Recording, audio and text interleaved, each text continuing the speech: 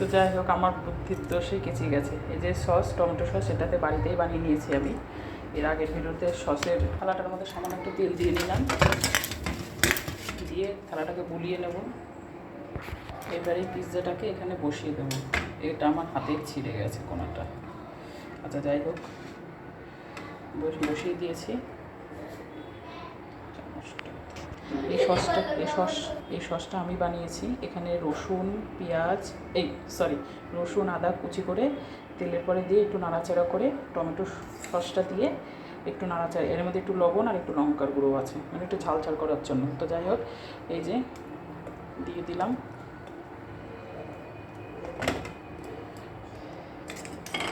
পুরো এটা ভরিয়ে দিতে হবে চারিপাশ।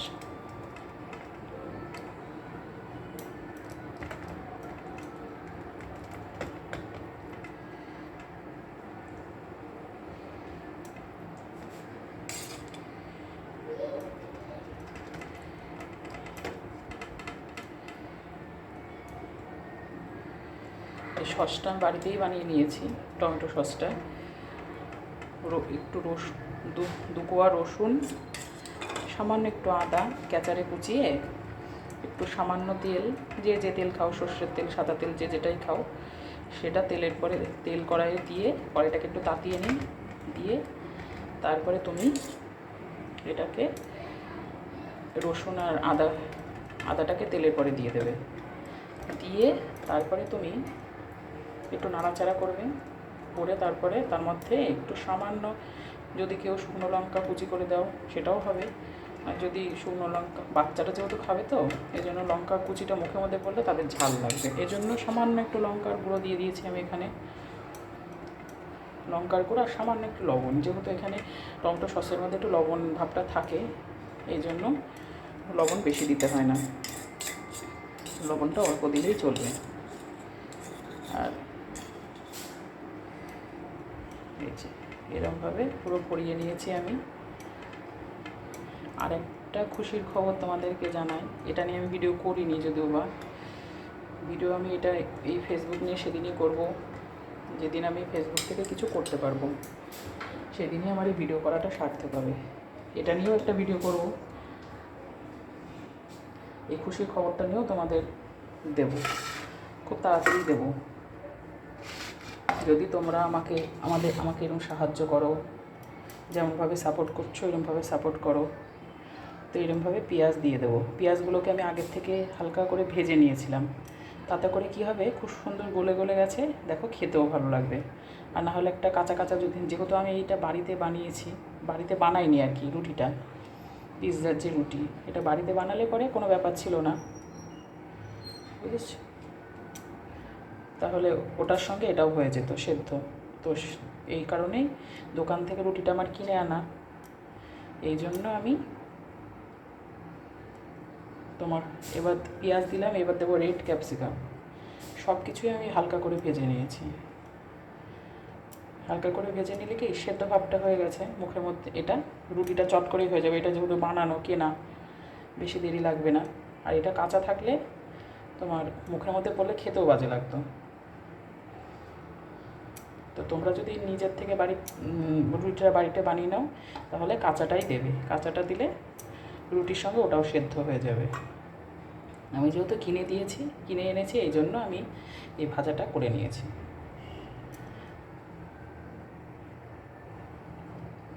এখানে চাইলে চিকেনও দিতে পারো, চিকেন দিলেও আর একটু টেস্ট হবে, চিকেন পিৎজা হয়ে যাবে। পনির দিলে পনির পিৎজা হয়ে যাবে। এই যে বলতে বলতে দেখো, green capsicum, red capsicum, tomato, পেঁয়াজ সবই সাজিয়ে নিয়েছি। অনেক দিন পরে রান্নার ভিডিও করছি, জানি না কি বলছি, যাই হোক।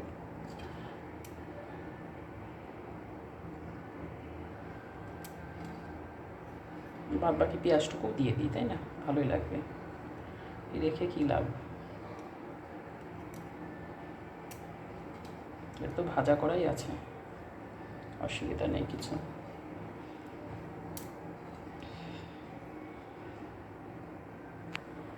তো এই যে আমার পিৎজা সাজানো হয়েছে, এর উপরে ছড়িয়ে দেবো চিজ। এই যে চিজ বাজার থেকে কিনে এনেছিলাম ছোট্ট একটা, তো এটা গ্রেট করে তোমাদের দেখাচ্ছি। এই যে আমার পিৎজা রেডি, মানে রেডি বলতে কি বানানো তৈরি করা হয়ে গেছে। এবারে এটাকে ভাপে দেবো। তো কড়াইটাও গরম হয়ে গেছে, এই শুকনো কড়াইয়ের মধ্যেই বসিয়ে দেবো, দিয়ে এটাকে উপর থেকে ঢেকে দেবো যাতে বাইরের থেকে কোনো ভাপ না বেরোয়। তো চলো এবার আস্তে আস্তে ভাপটা হতে থাকুক।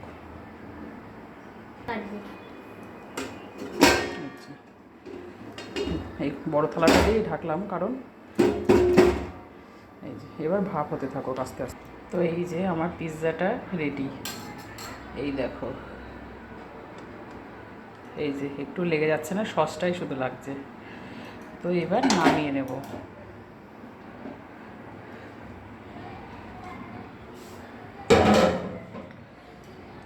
তো চলো নামিয়ে তোমাদের দেখাই। পিৎজা রেডি হয়ে গেছে, এবার চলো ঘরে নিয়ে গিয়ে সবাই খেয়ে বলুক কেমন হয়েছে। এই যে মামা কাটছে, মামা এসছে, তো ওকেই বললাম কাটতে। Happy birthday.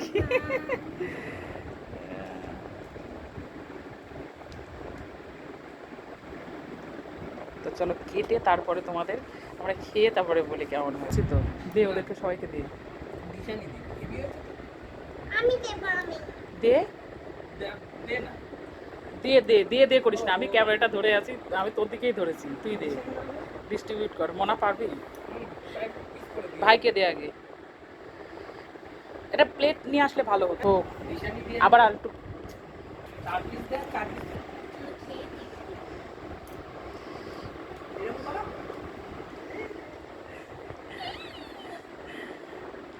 ফার্স্ট টাইম বাড়িতে বানানো হয়েছে। একদম ডোমিনোস পিৎজা। কেনা থেকে বাড়িতে বানানো পিৎজা খুব সুন্দর, পুরো ফ্রিতে। সসটা নিজেই বানিয়েছি। তাই তো বলি টমেটো সস কেনাই, টমেটো সসটা কেনাই, তার মধ্যে একটু রসুন কুচি আর একটু আদা কুচি, এই রসুন আর আদাটাকে কেচারে একটু কুচিয়ে নিয়েছি, সামান্য একটু তেল দিয়েছি কড়াইয়ের মধ্যে, দিয়ে ওই রসুনটাকে আর আদাটাকে একটুখানি হালকা করে ফ্রাই করে নিয়েছি, নিয়ে টমেটো সস ঢেলে দিয়েছি, তার মধ্যে সামান্য একটু লবণ আর সামান্য একটু লঙ্কার গুঁড়ো দিয়ে ওটাকে নাড়াচাড়া করে নামিয়ে নিয়েছি। হয়ে গেছে সস রেডি।